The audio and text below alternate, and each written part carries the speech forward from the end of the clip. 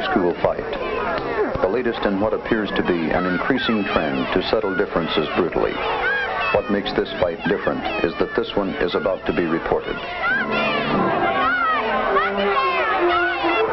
This is Nancy Martin, student editor of the school paper. What she sees prompts her decision to do something. To Nancy, the fight is the subject of a legitimate news story. She will discover that there can be a difference of opinion.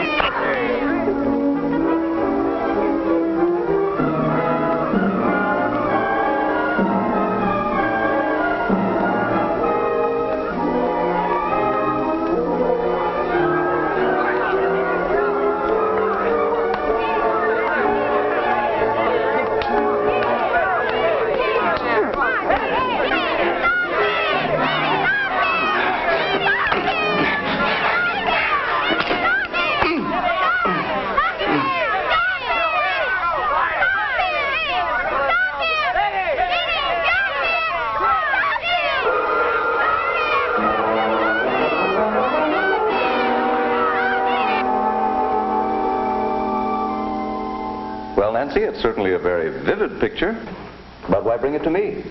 Mr. Bishop, I want to use this picture on the front page of our next issue. Oh, come now, Nancy, we can't print a picture like that. The paper is read by people all over the city.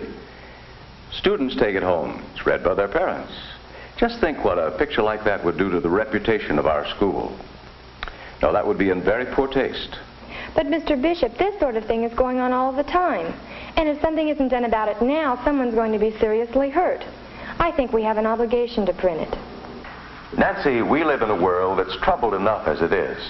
It isn't the purpose of any newspaper dwell on the problems. That isn't what the people want to read. What effect do you think this picture would have on the students involved? What about the damage to them? Mr. Bishop, I don't think that's the point. What about the damage to them and all the others if this sort of thing isn't stopped? I think you're exaggerating. There have always been fights.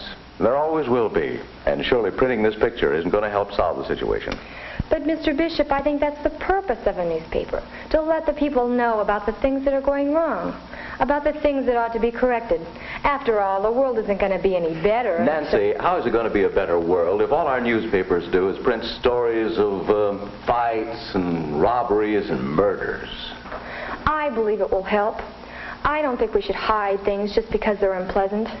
How do we stop things like this if we don't let the people know they're happening? Nancy, I'm sorry, we can't print this. You stick to school news. Leave this sort of thing to newspapers that make their living by sensationalism.